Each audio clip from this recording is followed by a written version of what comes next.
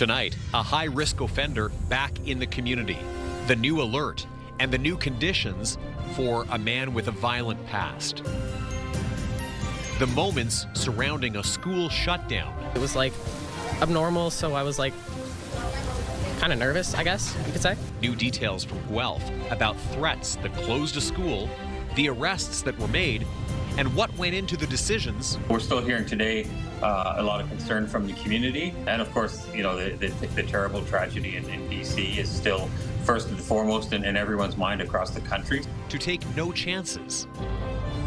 Also, watching their weight. We want our pets to be happy and have a good quality of life and live as long as they can. The program helping pets lose pounds. Every time we drop him off for his workout, he pulls us to the pool and just cannot wait to jump in and does not want to ever get out. He's always improving and getting stronger. At the Ontario Veterinary College.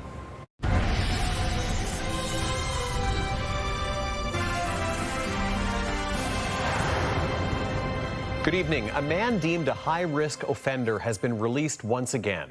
Waterloo Regional Police put out a warning this afternoon that Kevin Kaler is back in the community. Kaler has an extensive criminal history, including a conviction for manslaughter in the death of his roommate, Marianne May. Let's go live now to CTV's Krista Simpson for the latest on this. And if this story sounds familiar, that's because police also put out a similar warning in the fall, Krista, when Kaler was initially released. Tony Kaler was released back in October after completing that sentence for his manslaughter conviction. He's also been found guilty in the past of criminal negligence, causing death, assault with a weapon, assault, and assaulting police. When he was first released, he was put under a judicial supervision order, which means there were a number of conditions he was to follow, including that he was not to purchase or consume alcohol. Well, Kaler was caught buying fortified wine at a Kitchener LCBO the same evening he was released.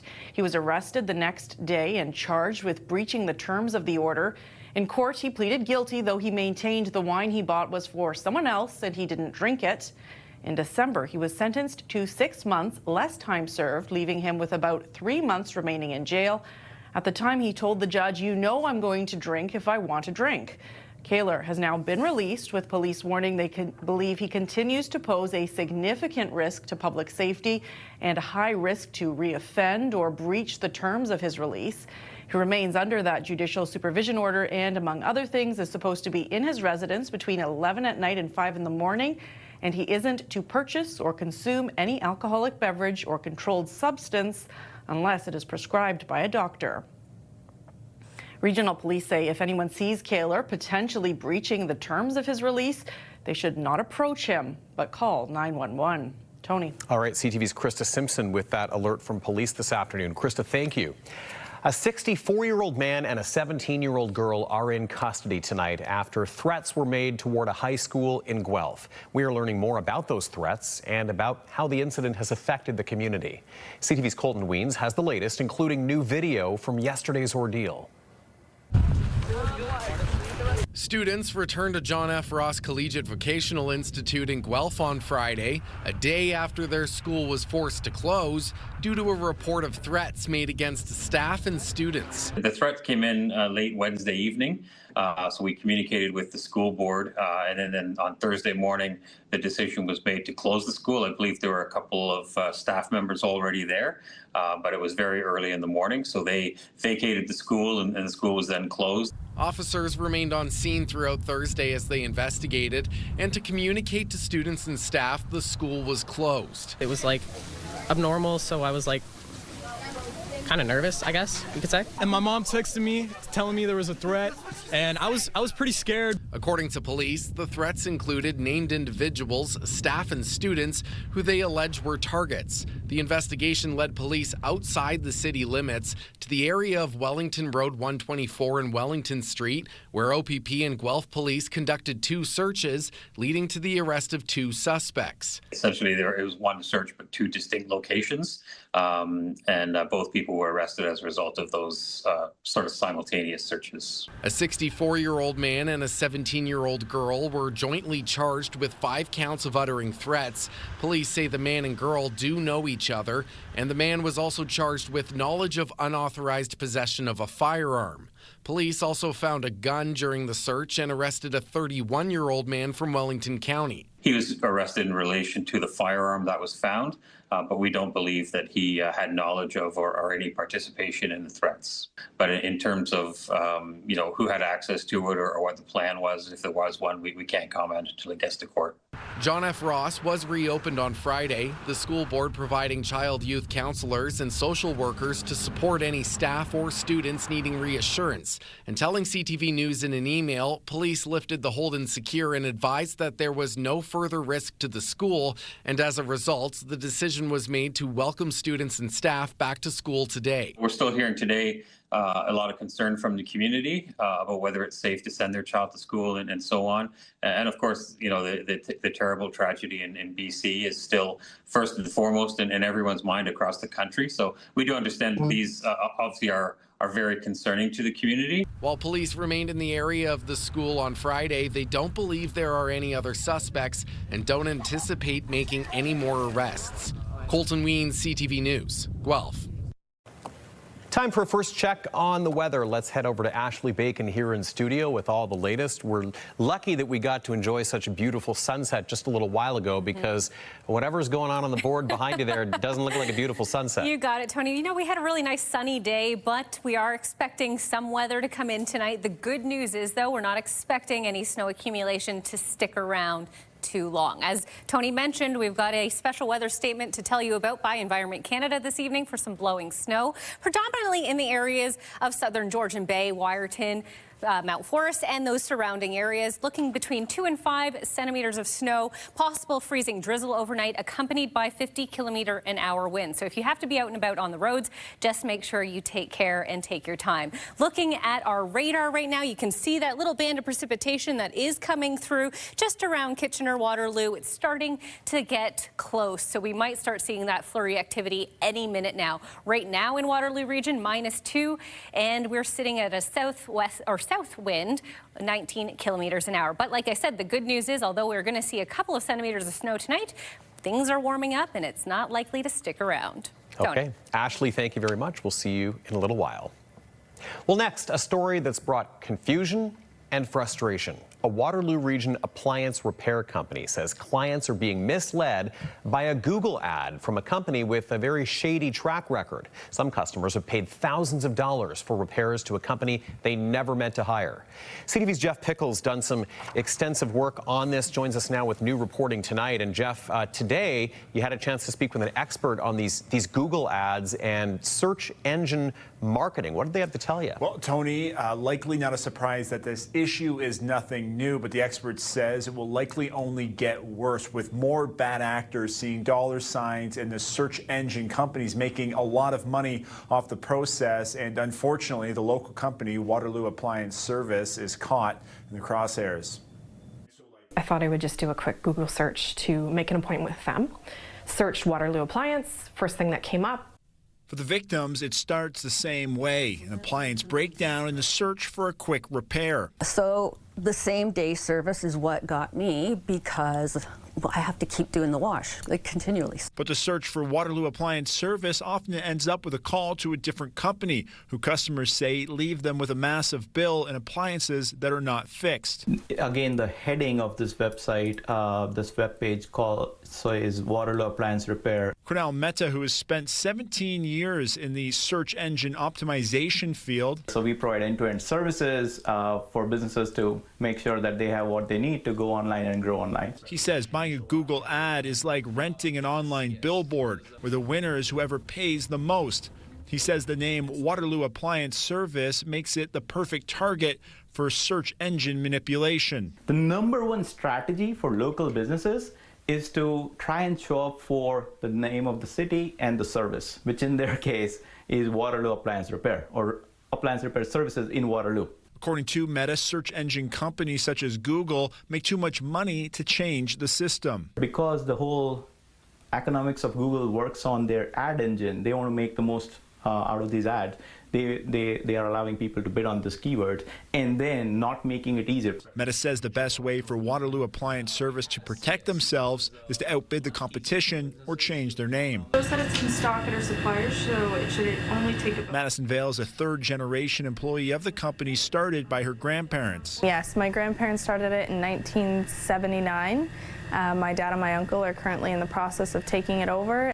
She says as a small local company, they can't afford the thousands of dollars per month the ads cost. Unfortunately, just the cost of doing that would just be more harm than good. Vale says dealing with the issue has been frustrating and exhausting. So the people in the office are unfortunately getting the brunt of it. But once we explain what's happened, they seem to be upset with themselves. And it's upsetting because it's not their fault. She says changing their name is not out of the question, but not something they want to do. I take a lot of pride in what we have done here. It would be sad to see that the name that they created 46 years ago would unfortunately have to change due to circumstances that we can't change. According to Meta, along with doing research, he says Google Maps is a much safer way to search for local business. And Vale tells us one of the frustrating parts of the issue is there does not seem to be anything that can be done to actually stop the businesses behind this. So they're just trying to get the word out as much as possible so others don't fall into this situation. Tony? All right, some good information there. CTV's Jeff Pickle with new reporting on that issue. Jeff, thank you for that. A sociology professor at Western University hopes disbanding a London minor hockey team does some good. She hopes it fuels more conversations about inappropriate behavior. CTV's Jerry Dewan reports. The West London Minor Hockey Association confirmed Thursday that a U15 team was disbanded in January. Reports indicate the step was taken after it was alleged that videos had been recorded in a dressing room shower area and posted to social media.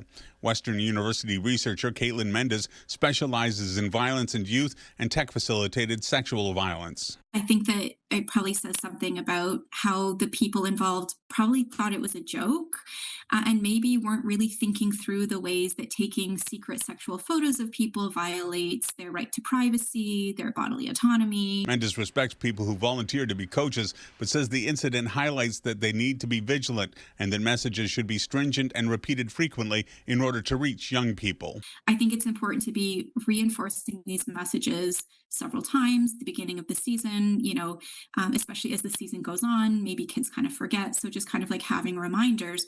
But it's also difficult because, many of these coaches are volunteers, they're parents, they're busy. Mendes also believes that it's important to have conversations around what to do if sexualized images get posted online. Do your kids know that, even if they don't ever want to come talk to you, that there's other places like the Kids Help phone line, they can get support.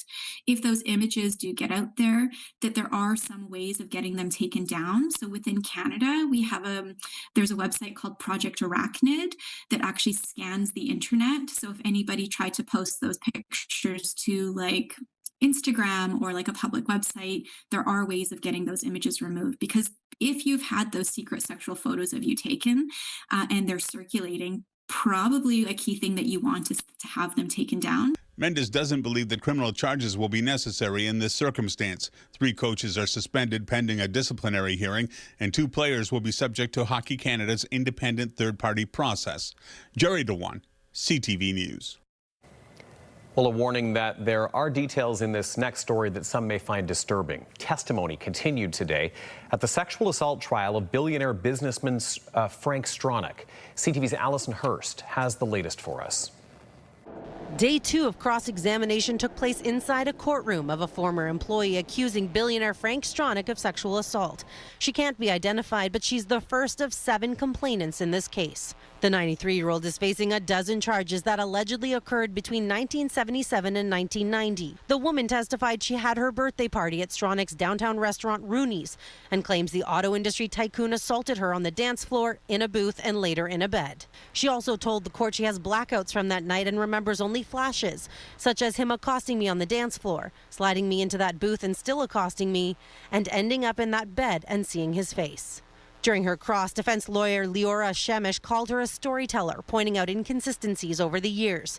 She suggested, you have told a story in this courtroom and you continue to tell a story to various media outlets for public consumption and to this court. The complainant said, I know what he did to me. That's the important part. Shemesh asked why the woman had made previous statements claiming the alleged assault happened in 1980, not 1981, and pointed out that in 1980, Mr. Stronach was not here. The complainant told the court she's 90% sure it was 1981 and not 1980. The defense showed her past social media posts from her account, one alleging she was raped by Stronach in 1982. You agree that says 1982? Yes. Other posts, Shemesh says, shows her distaste for the rich. And that report from CTV's Alison Hurst. While the latest now affecting Ontario's auto sector, Stellantis has offered workers from its shuttered plant in Brampton first choice of new shifts in Windsor. But it's unclear how many people will actually be making that move. CTV's Siobhan Morris reports. It's big smiles and thumbs up in one Ontario auto city, a third shift returning to Windsor's Stellantis plant starting Tuesday. 1,700 workers dedicated to the Charger and Dodge Caravan. But 350 kilometers away, there's no sign of thaw at the Stellantis plant in Brampton. 3,000 workers here have been laid off for 2 years now. Just over 200 of them have moved, found jobs on that third shift in Windsor. This is Stellantis putting lipstick on a pig. They still have a duty and an obligation to Canadian taxpayers. The Brampton plant had been down supposedly for retooling. Then in the fall, under the cloud of U.S. tariffs, the company moved production of the Jeep Compass to Illinois. Speaking with BNN Bloomberg this week, the head of Stellantis Canada insists the company isn't abandoning the city. We want to build cars in Brampton. We've been in Canada for 100 years. We've been making cars in Canada for 100 years, and we want to continue making cars in Canada for the next 100. The mayor says that doesn't line up with the position the automaker has taken in his conversations. As long as tariffs exist on the auto sector in Canada, there is not a business case for auto jobs in Canada. And so they continue to be bullied. Until I see Stellantis with some backbone, I'm not going to be encouraged by these PR exercises. Stellantis says it's still considering options for Brampton. The more that vehicle that we eventually put there meets the needs of Canadians and meets the needs of export markets for us here and gets to the volume standards there, we can bring costs down. Barring a new line, the federal government is trying to recoup hundreds of millions of dollars in subsidies it's given the company, with the understanding jobs would be maintained. Siobhan Morris, CTV News.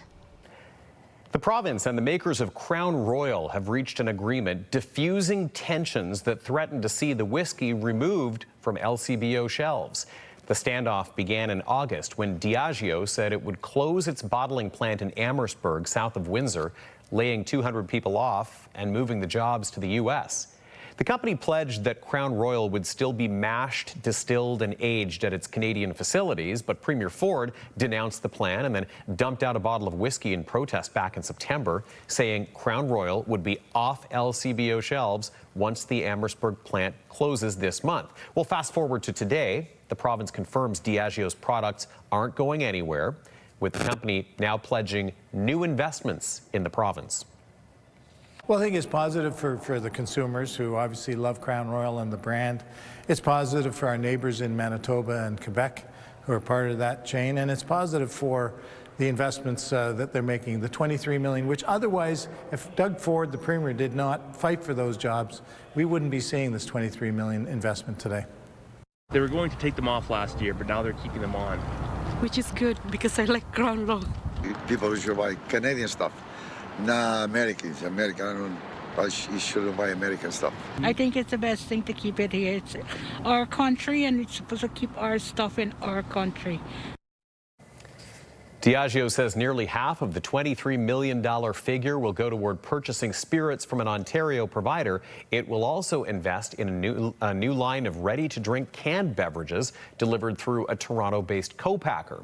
A combined $1 million will go towards supporting community supports in Amherstburg. The Ontario NDP said it is difficult to applaud the announcement when the community remains devastated by the impending plant closure. Just ahead, on a mission to share an important message about intimate partner violence. We'll meet a woman from St. Mary's who's running for a reason and as a survivor. Well, snow is falling on Waterloo region this hour, but the good news is temperatures are rising. Just how warm will your weekend look? Those details and your full weather forecast just ahead. Download the CTV News app and stay on top of local stories as they unfold. We go to a dramatic scene unfolding. Customize your feed and watch live wherever you are. CTVKitchener.ca, your home for news.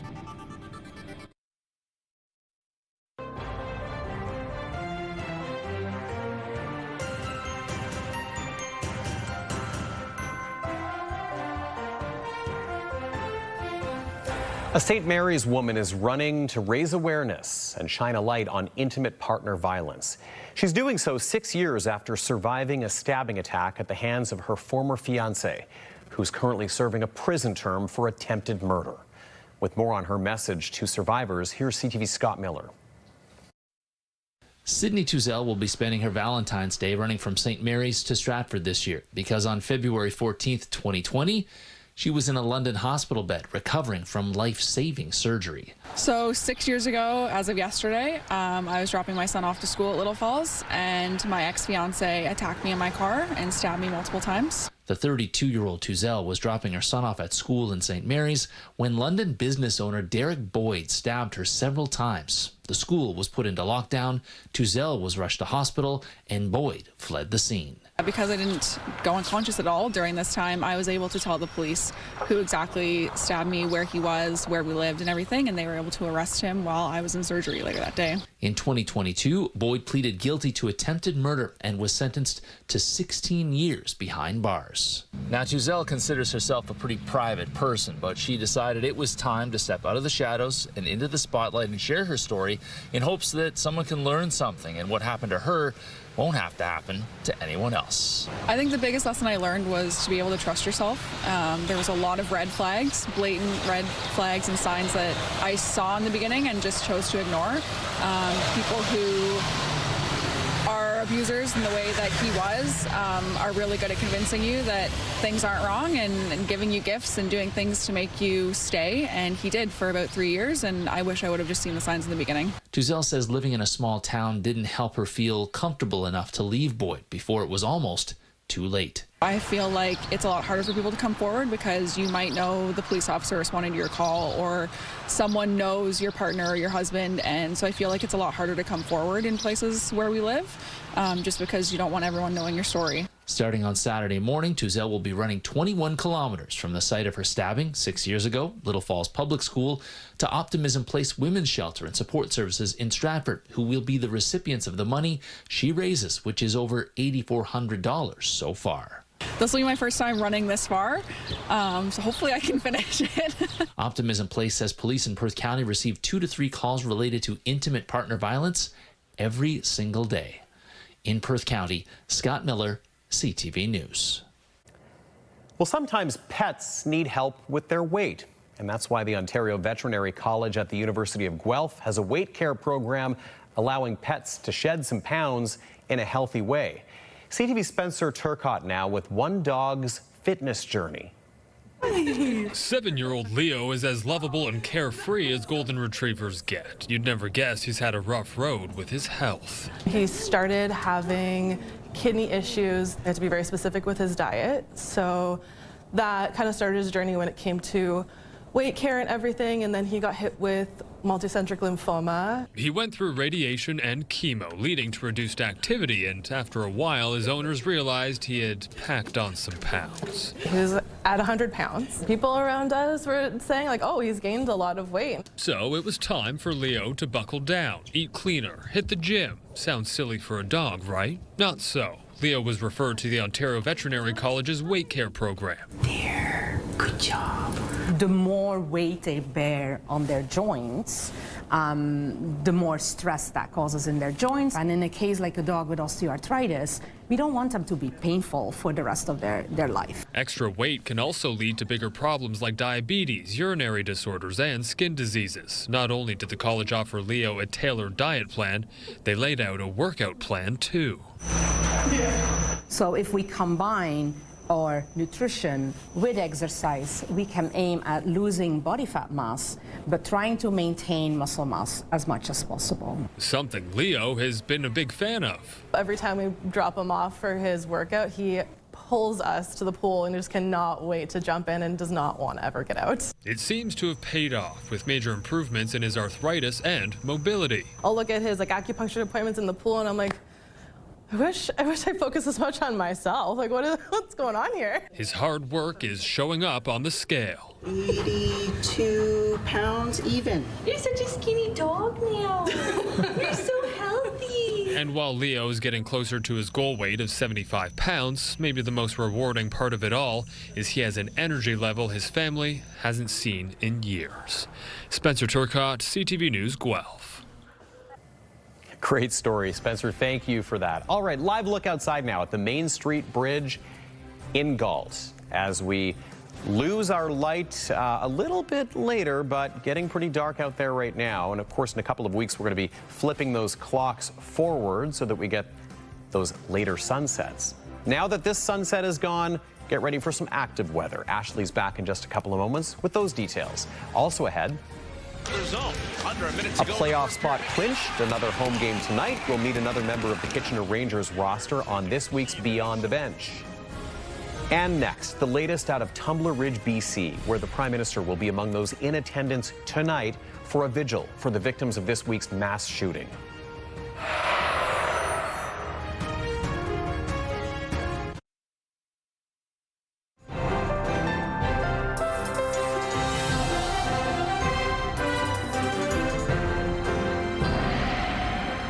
Well, we hope you've got that Friday feeling like we have today. Got to enjoy a nice sunset to end the day after a day where it kind of seemed like the sun and the clouds were locked in a bit of a battle. I couldn't decide if it wanted to be a spring-like day or we're feeling a bit wintry. But, you know, we got a bit of both worlds today. We did. And when the breeze picked up, it was actually pretty cool. And then when it was calm, it felt noticeably milder. So it feels like we're on the verge of a change here. You've got it. And depending on where you are in Waterloo Region or our viewing area, there is already snow falling. So we are looking at a little bit of snow, but right now it's not too bad. Let's take another look from Cambridge tonight. It doesn't look like it's quite started there, but lots of cloud cover. It's on the way. Good news is, though, we're not expecting a serious amount of snow, just enough to keep us a little busy over the next few hours. So if you are headed out, just make sure, you take your time on the roads. It can be a bit slippery out there. And depending on where you are, there's a special weather statement. So let's get to it, because Environment Canada issuing this special weather statement for the region in Grey, Wyerton, Mount Forest and surrounding areas. Basically most of southern Georgian Bay. 2 to 5 centimeters is expected with possible freezing drizzle overnight. That, of course, can cause very slippery conditions, so be careful if you're out, accompanied with 50-kilometer-hour wind. So it will be windy one out there as well. This is the band of precipitation that is now entered our realm. We are going to see that sort of linger for the next 3 or 4 hours. It will start to move out by midnight, and we will get more cloudy conditions rather than snowy conditions by Saturday morning. That is basically what our Saturday will consist of, mainly cloudy conditions, but the good news is temperatures are looking to increase. Let's talk about temperatures across the country. 7 degrees in Victoria and Vancouver. Over the Rockies, you're looking at 2 degrees in Edmonton and 6 in Calgary. In the Prairie Provinces, 2 degrees in Regina and -1 in Winnipeg, but nice sunny conditions there, so I bet it feels a little bit warmer. In our nation's capital, -7. Montreal sitting at -7 as well. On the East Coast, we're looking at 1 degree in St. John's this hour and some snowfall in Corner Brook. Right here in Waterloo Region, it's sitting at -3 degrees, which is what we're expecting our overnight low to be. So we're not getting very cold tonight. In fact, that's well above seasonal, which is -11 for this time of year. And as mentioned earlier, we're expecting around a couple of centimeters of snow. But the good news is we're not expecting it to last. Tomorrow is expected to get to 1 degree, mainly cloudy, but with reaching above 0 temperatures, likely that snow will melt pretty quickly. Looking at our almanac back in 2015, -29.1 was our overnight low. So by comparison, -3 is going to feel like spring. Sun setting now at 5:50 p.m., which we just saw a little bit of haze still on the horizon there. We are going to start seeing lighter days every day. And as Tony mentioned, March 8th, we're going to get that daylight saving time changeover. So we're going to start seeing lighter and lighter days. 7-day forecast, mix of sun and cloud continuing through your Sunday and Monday with a high of 5 degrees by Monday. Very nice indeed. Looking at Lambton, Kent, Essex. Similar conditions there. You're going to have a very sunny, mainly cloudy Valentine's Day, but 3 degrees is a daytime high, so it will be nice and warm there. By Monday, though, Tony, look at that, 6 degrees and sunny. Overnight lows, 2 degrees, so not even dipping back below 0 for overnight conditions on Monday. Southern Georgian Bay, mainly cloudy for your Saturday, a high of -1. Cloudy and 3 degrees for Sunday, and that sun is set to make a return by Monday, a high of 6. Not too bad. Okay, let's take a look at today's Weather Watcher picture sent in from Linda, who snapped this Friday the 13th photo this morning in New Dundee. I think it almost looks like an Erie desert photo that's been frozen over somehow. In a way, it does. Yeah, yes. I just thought it was really cool. Thank you so much for sharing, Linda. You could imagine that blown over snow being sand and the sort of barren look of the trees there. It would be a great start to a movie. Very nice, very nice. Our weather watchers have got great eyes for these yes. picturesque Thank you, scenes. everyone who sends them in daily. We do get them. We just get so many and so grateful for them, but we try to get to as many as we can. Keep them coming. Yes. Thanks, Ash. Thank you. All right, now we turn to the small community of Tumbler Ridge, BC, deeply shaken by the events of this week's mass shooting. The Prime Minister's there now for a vigil to be held tonight, though the effects of this tragedy, of course, will last long after the politicians have gone home. Let's check in with CTV's Kathy Lee now in Tumbler Ridge. Kathy. Despite the devastation, there is compassion and care from everyone I've spoken to. It's a testament to how close everyone is in Tumbler Ridge. Amber Bell's love language is cooking. In the depths of profound grief, she is still making sure her community is fed. My daughter and my husband and I went around to every single house last night and brought food. The nourishment for those navigating a nightmare after 8 people, mostly children, were shot at the secondary school and this home in Tumbler Ridge. Bell's 2 children were in class at that time. They are safe, but her heart aches for the young ones that didn't make it out, all of whom she knew personally. They were all so amazing in their own right, but for us personally, the loss of Kylie is devastating. She was a part of our family too. We've known her her whole life. But even in her despair, the mother is buoyed by the support. I feel the support. I can feel the love of the country, community. In a community where everyone knows each other by name, the love is felt at every corner. I've only been here 5 years, and I haven't lost that, but you know what? They're my kids too. They're my kids too. This town has been through other difficult times, like a wildfire in the past, and they say they were resilient and overcame that, and will do the same this time by leaning on one another, as they always do. Kathy Lee, CTV News, Tumbler Ridge, BC. Could there be some movement for Canada's steel and aluminum sectors? Hints from the Trump administration on possible changes with tariffs.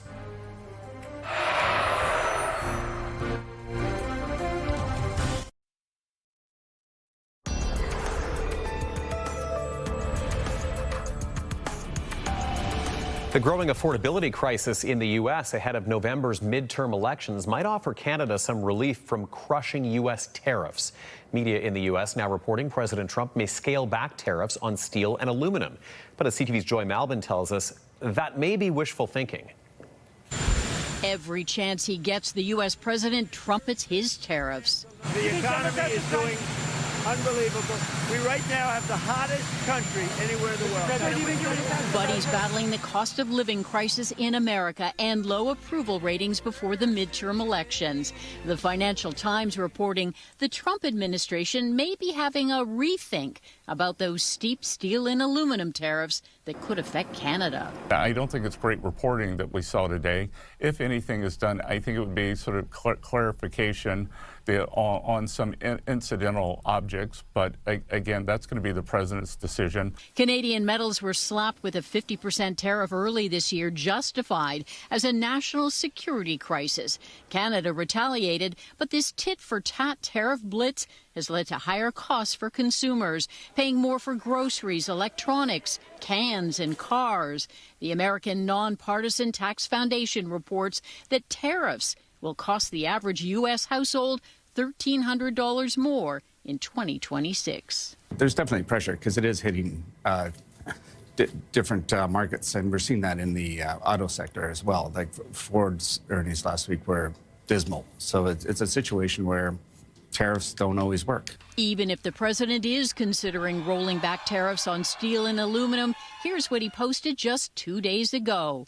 Canada has taken advantage of the United States on trade for many years. They are among the worst in the world to deal with. U.S. Trade Representative Jamieson Greer said there likely won't be a rollback of the tariffs, more of a clarification or possible exemption on certain items like refrigerators and washers. But then again, it's the president's call. Joy Malbon, CTV News, Washington. Let's recap our top stories now. CTV's Krista Simpson in studio with the latest. And Krista, a warning to the public tonight about a high-risk offender who's been released into the community. Tony, Kevin Kaler has a history of violent offenses, including manslaughter. He was released back in October after completing that sentence, but within a day was back behind bars after breaching a condition that he wasn't to buy alcohol. Now, after serving the jail sentence for that breach, he has been released again and is again to follow strict conditions, including no alcohol. Police warning anyone who sees him potentially breaching these terms to call 911. A day after threats shut down a Guelph high school, students returned to John F. Ross Collegiate Vocational Institute today. There was an increased police presence at the school, as well as counselors and social workers to support staff and students. 2 people, a 64-year-old man and a 17-year-old girl, are facing charges of uttering threats. 2 search warrants were also executed and a gun was found. And Krista, looking at what our digital team is working on the website tonight, an update on a case involving the theft of some expensive toys. Yes, Tony, back in December, we had a story about a woman caught with about 140 Jellycat stuffies worth $7,500, believed to have been stolen from several businesses. Police now say they found a lot more of those toys, and a man is now charged as well. Police believe the pair stole 300 Jellycats valued at over $15,000 from 17 southwestern Ontario businesses and were reselling them. For more information on the story, scan the QR code at the bottom left of your screen to get the story on our CTV News app, or visit ctvnewskitchener.ca. Tony. Okay, Krista Simpson in studio with our top stories. Krista, thank you. Kitchener Rangers defenseman Andrew McNeil is in his 2nd season with the club, and tonight he shares what sets him apart from others in the league on this week's edition of Beyond the Bench.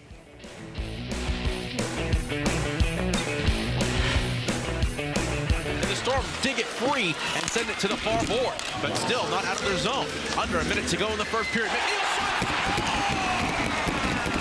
My name's Andrew McNeil. I'm a defenseman, and this is my 2nd year with the Kitchener Rangers. What a rip from Andrew McNeil! Doing the little things that maybe other people aren't willing to do kind of sets me apart, and that's what I try to bring to the table every day.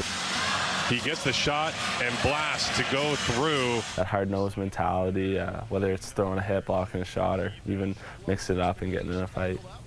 And they'll go at it. And eat some knuckles early on here. The rest will pair off. I think everyone wants to win that championship. We got the team to do it. McNeil, he throws it through.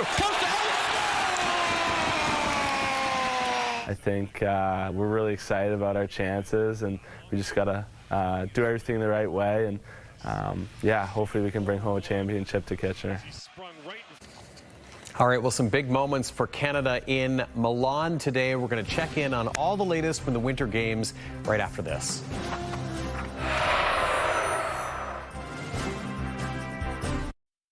When you see it happen, send it to CTV News.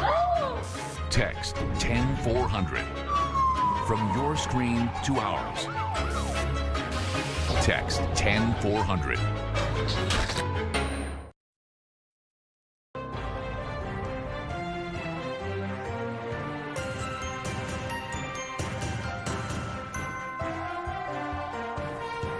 Time to check in on the Winter Games. A big win for Canada's men's hockey team, 5-1 over Switzerland. Also, the men's curling team going to 2-0 with a win today, but the women's team had a surprise loss to the U.S.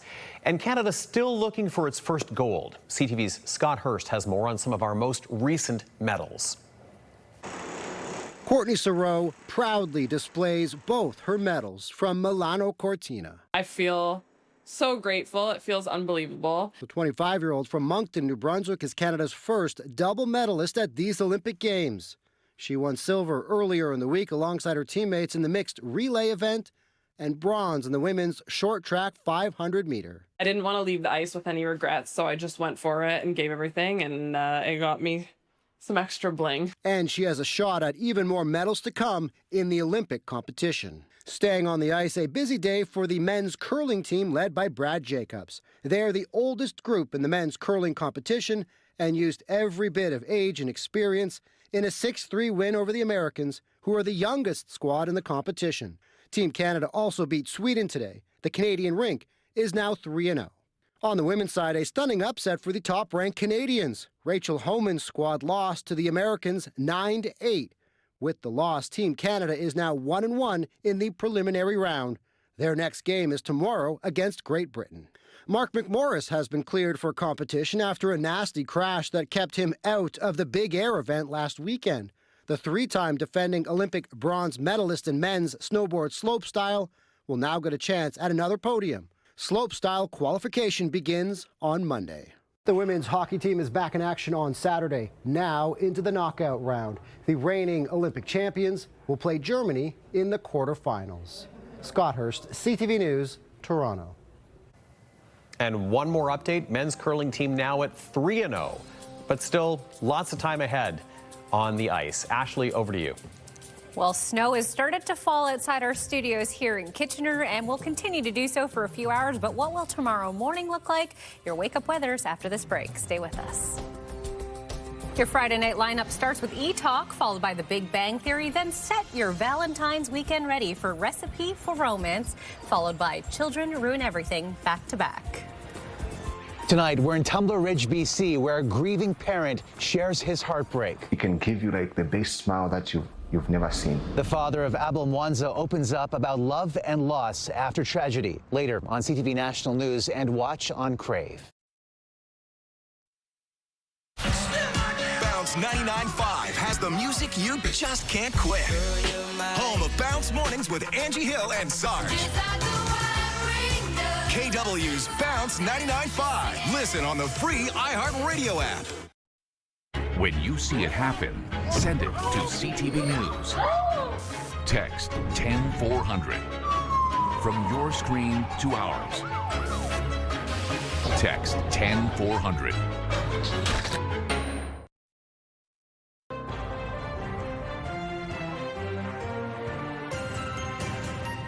Okay, welcome back. We're going to join Krista Simpson now with a preview of what's coming up later tonight on CTV News at 11:30. Krista. Well, Tony, we'll hear tonight from the University of Guelph women's curling team. They captured their first OUA title in decades and are now heading to nationals, which are happening in Regina next week. Also, the Kitchener Rangers are in Kingston for a rare Friday night away game. They're hoping to keep top spot in the Western Conference, and we'll have the highlights at 11:30. Tony. Krista, thank you, and thank you for flagging that, because earlier I said the Rangers were home tonight. We're so used to them being at home on Friday nights. Yes. I hope nobody's showing up at the odd after I said that. Well, I mean, like Krista said, it's not normal to see a Friday night game away. No, it's not. It's a pretty rare away game. But, hey, playoff spot clinched. Yes. Tops in the West. You gotta love a little hockey action, you know? Things are looking good Things for our are looking Rangers this good. year. You know, we got to keep an eye on our other local teams, but the Rangers are also top-notch. Yep. Yeah. But are we looking good for the weekend? We are, Tony. Great news is, although we are having some snow tonight, look at that. We're going to wake up not too bad. Mix of sun and cloud for 8 a.m. and a high, or not a high rather, but we'll be around -2, -1 by 10, and that sun is expected to stick around. We will get some cloudy conditions through the day, but overall, those temperatures are on the up, so not too bad. That's pretty good, because we had that taste earlier this week of, I think I remember it right down to the 1 1/10 of a degree. I think it was 1.7 degrees. You got it. On, I forget what day it was, Wednesday, I want maybe? to say Wednesday. Wednesday. I said this to our 5 o'clock audience, and if you didn't catch it earlier in the week, Rob Kuhn from Environment Canada, meteorologist who also happens to live here in Waterloo Region, told us that he's seeing some modeling that suggests, and Rob has all this data that he pours through, suggests that before the end of this month, we could see a couple of 10-degree days. I mean, fingers crossed. Yes. I know there's a lot of fans of winter and who love snow activities, but we've had so much cold weather, I wouldn't be opposed to a 10-degree day. Not at all. I think we just needed to lift the spirits. But speaking of fans of winter, you tried your hand at snowboarding at Chicopee. I did, and we aired that during our 5 o'clock show today, and that was so much fun. If you get a chance to get out to Chicopee and give skiing or snowboarding a try, they've got some great instructors there to give you a hand. I think it's something I would have loved to have tried maybe about 10 or 15 years ago. I don't know if my back would cooperate if I threw a new sport at it now. Not true. You just got to give it a go. You think so? I heard them saying balance the weight on over your leg or something like that. Absolutely, you've got this. You were getting great pointers and instructions along the way. Oh yeah. Oh, look at these shots. Gorgeous. I believe we're out in Hespeler for some of these shots from our photographer, Dave Pettit. Possibly some Dan Lochner shots mixed in here. I'm not sure, because they are both equally stunning photographers. Absolutely. Look at that. And this doesn't encapsulate what winter really is about. It's just stunning. Water that's too cold to freeze in that last shot. Or too fast to freeze. And that beautiful winter sunset. You do get the best sunsets in winter. On that note, have a great Family Day weekend. We are here on Monday, so we'll see you then. Have a good night. Bye.